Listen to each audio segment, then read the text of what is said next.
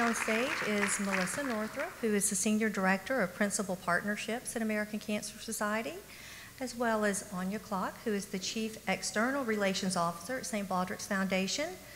We have Becky Weaver, who is the Chief Mission Officer at St. Baldrick's Foundation, and TJ Kerner, who is the Managing Director of External Research Operations at the American Cancer Society. Did I say American Cancer Society for you or St. Baldrick's? I want to make sure I said St. Baldrick's. Okay.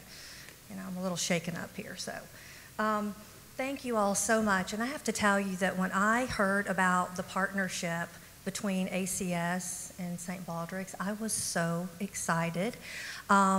It really drove home to me how that if the missions are aligned, that you can really do anything, right? Even with the cultures being different, that you find a way to make it work. And I think we should give them a huge round of applause right now for doing that.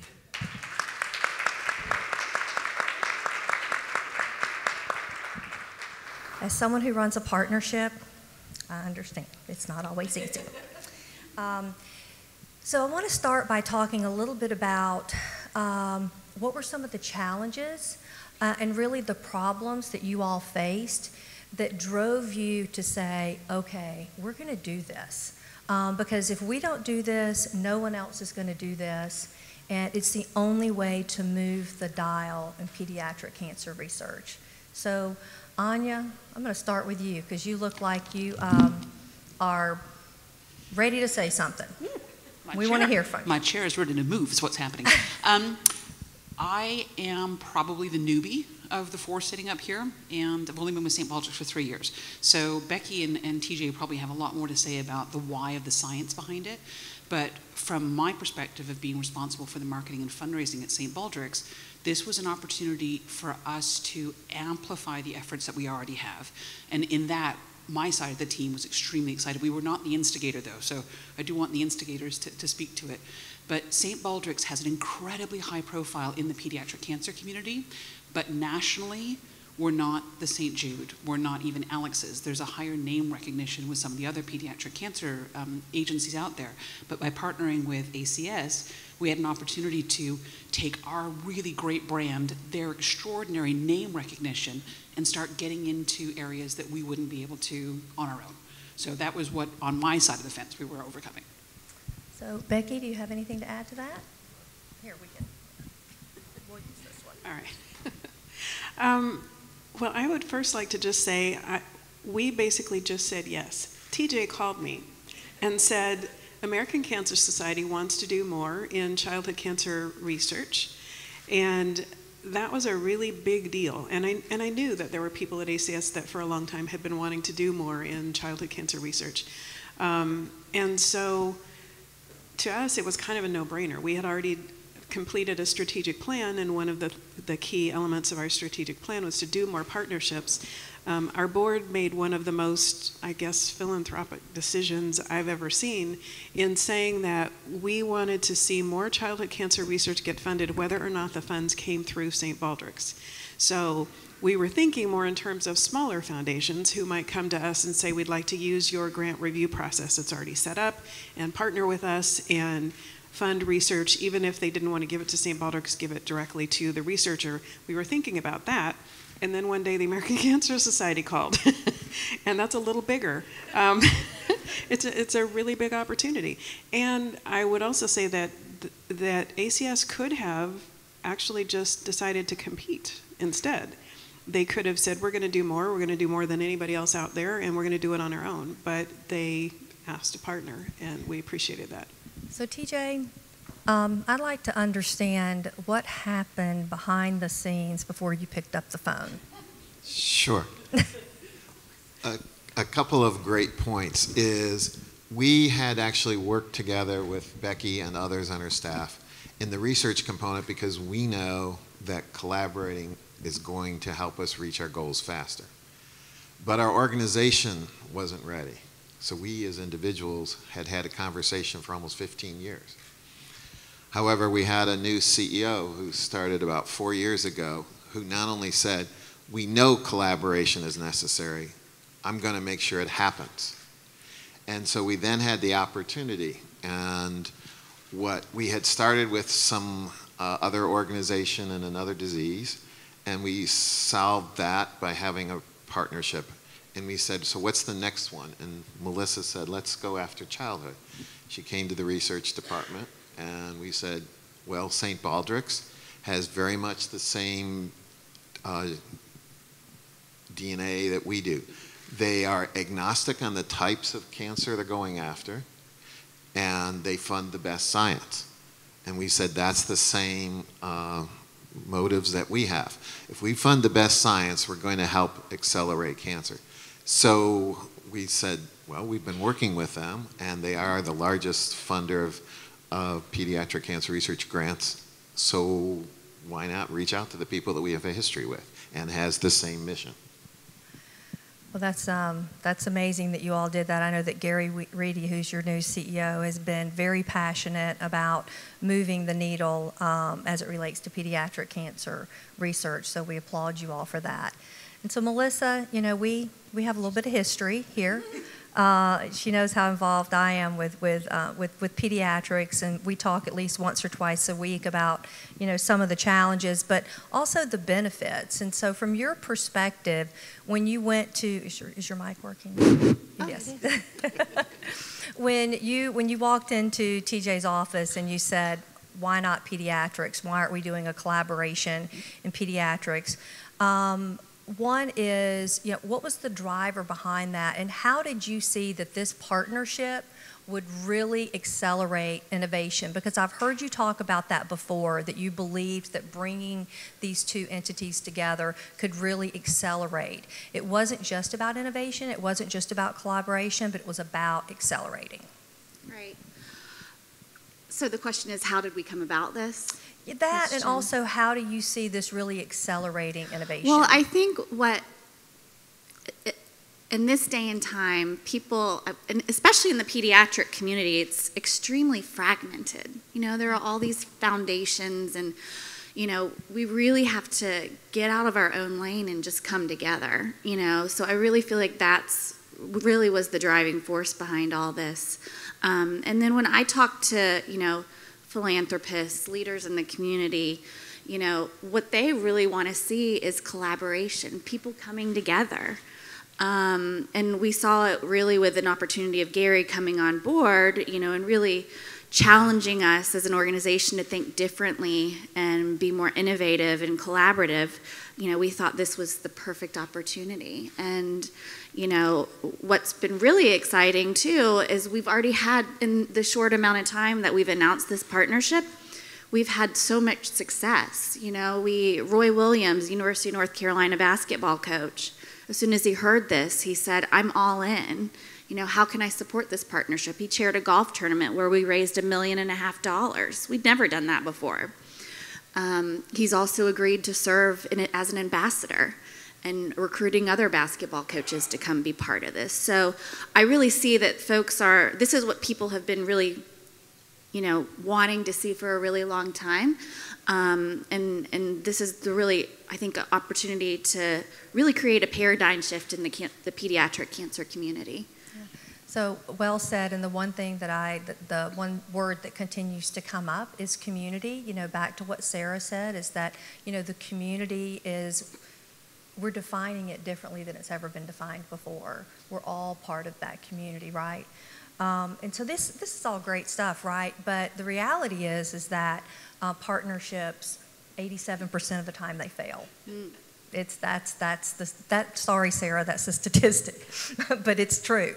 But yet you all are successful. And so I'd like, though, to still talk about some of the challenges that you all have had.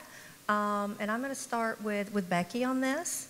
You know, often what we see in these partnerships is that the cultures are very different, even when the missions are aligned. The mission is aligned, you're marching towards the same end result, but the cultures of the organization are different. It presents interesting challenges, and that is the number one reason why partnerships fail. So talk to us about how you all are ensuring that this partnership remains successful and that the cultures and the mission continues to remain aligned.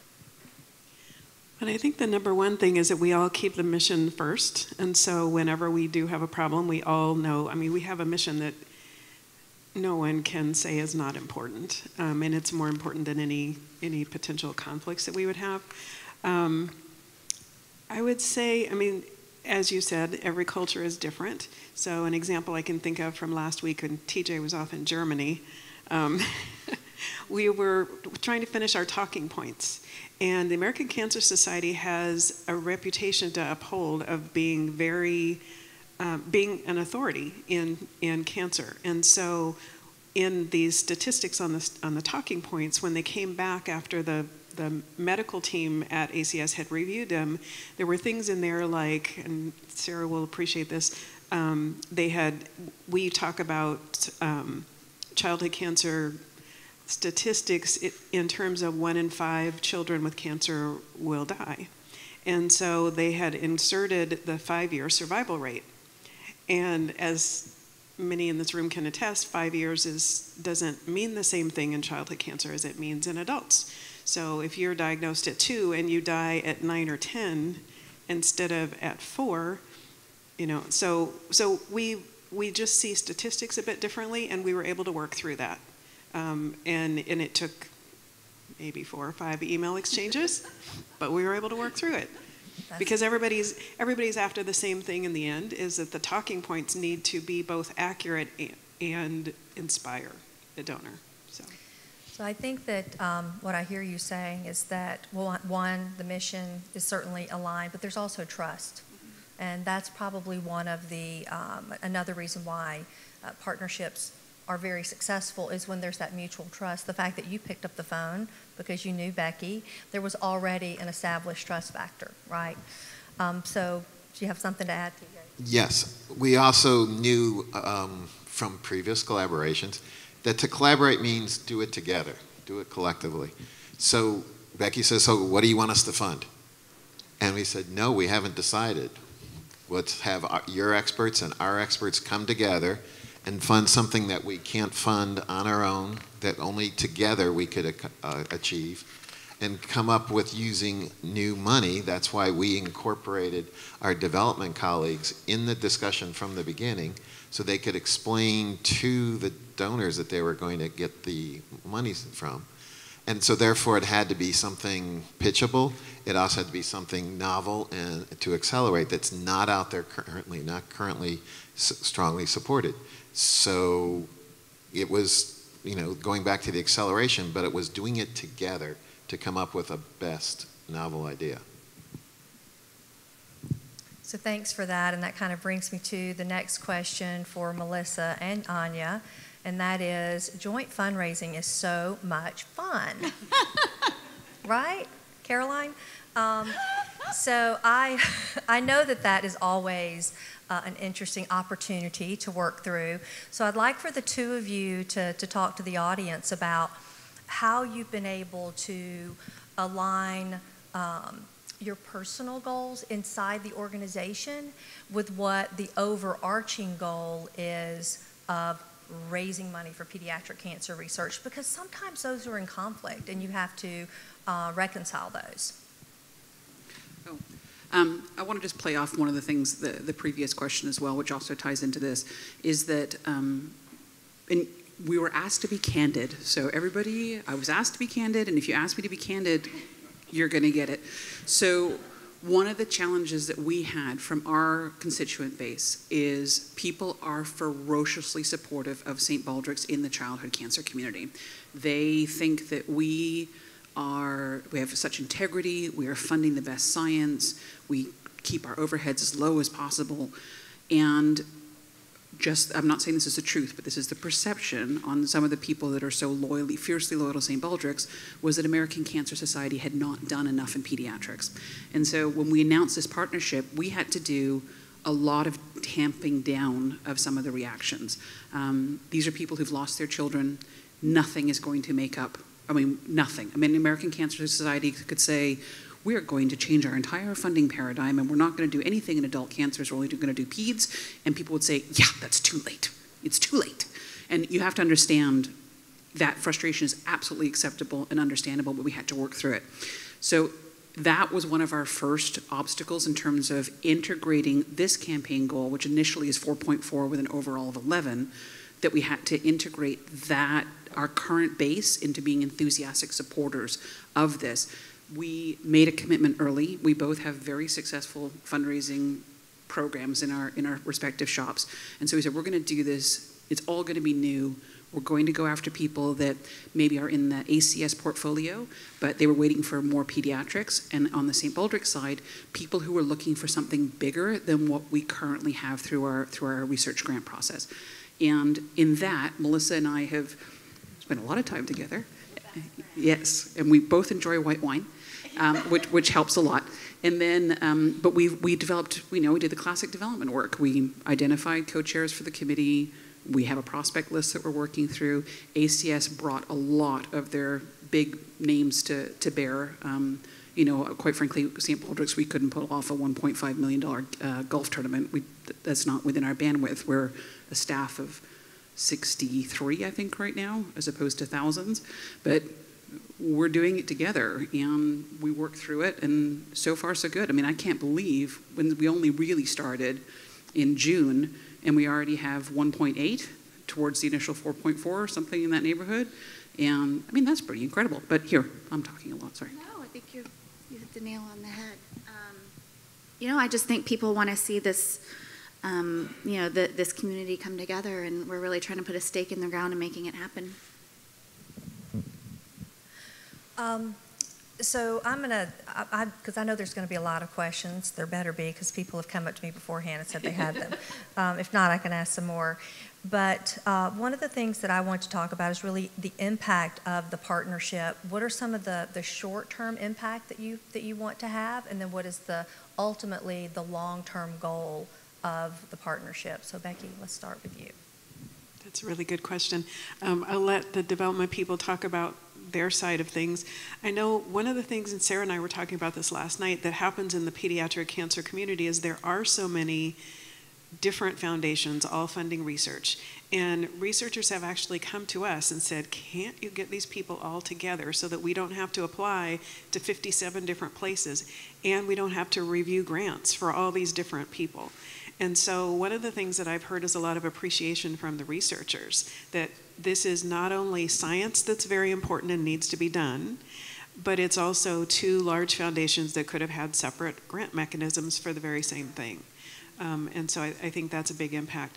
I'm going to go back for a minute to challenges, because I would say we floundered a little bit early on, because we figured out pretty easily what the purpose of the first grant mechanism would be. As Stu explained in the video, is collaborative research tied to clinical trials, but we sort of banned the C word, collaborative research, because correlative, I can't even say the right word, correlative research, because no one understands it, and it frankly doesn't sound very important. It's hard to say. It sounds like, just something comes along with research.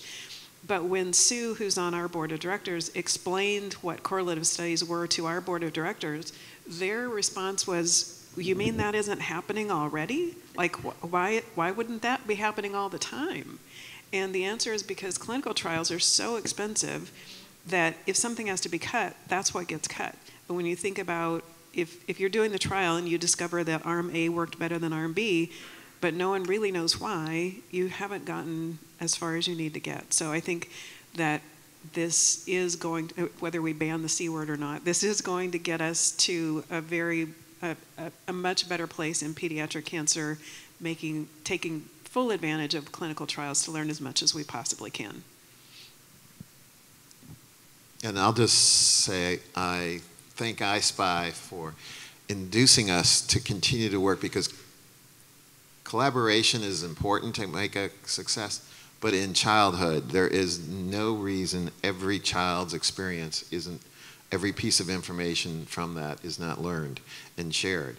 So we want to, as one of the researchers said on our advisory committee, says, this is paradigm shifting. We want to make sure that every research question can be asked of the children going through, so that they're not, it's not missed opportunity.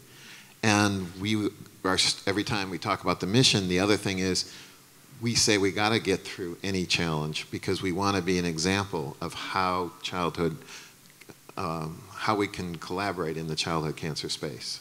Absolutely. I mean, you guys are the leaders. Can I just finish? I forgot the end of my thought there. When I said we floundered because we picked a really good research subject, but then we had to explain it to the development people, and we were really having a hard time doing it until we hit upon Sue, and her video, I think, helps a great deal. But basically, you know, a clinical trial tells you what works better. Our research that we're funding together will tell us why. But that was a really, I mean, that sounds very simple, but we really floundered with, are we going to be able to sell this? Is this, nobody understands what we're doing. No, I mean, I could see that's a, I think that's a challenge, whether it's pediatric cancer or just in general as we try to raise funds for various efforts in healthcare, but particularly in cancer. I think so. We have about 6 minutes left, and so I would like to open it up to the audience for any questions. I think we have maybe time for one question before we move on to our next panel. Any questions?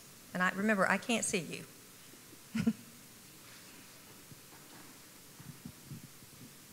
No questions? Okay, well then what I would like to, was there a question? Well, no, I didn't have a question, but I'm going to put on my little fundraising hat here. Okay. Go ahead. My hair?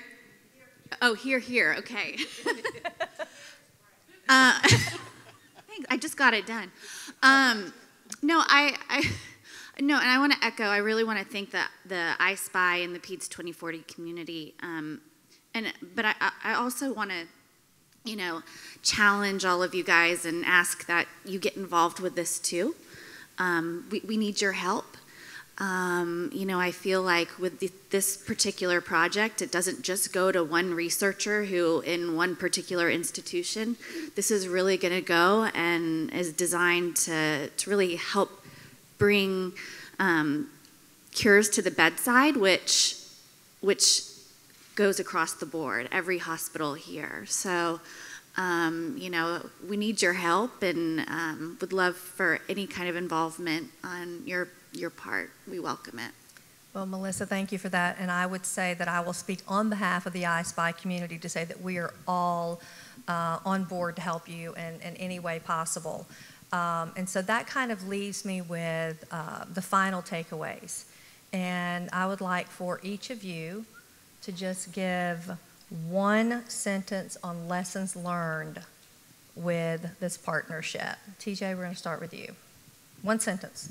You're lucky. I usually give the panelists one word. One single word. That's realizing leadership to help move collaboration in this very, as we said earlier, fragmented area.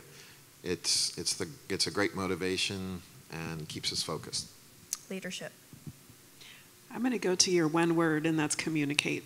Communicate. Just always communicate. I can definitely agree with that. Stay focused on the why and don't worry about the rest of it. I would say that is very important. I also say that there are many ways to do something, that you are, you know, it's not always your way or the highway. You have to be flexible. Flexible. Y'all hear that? So I'll leave you with my one word, which is transparency. I think that's extremely important and goes hand in hand with trust, with partnerships, to be transparent and to be to have trust. So thank you all so much. Again, best of luck to you all. What you're doing is amazing work. You guys know how committed I am to this. I know the I Spy community is as well. So let us know how we can help you, how we can support you, and Godspeed. Thank you.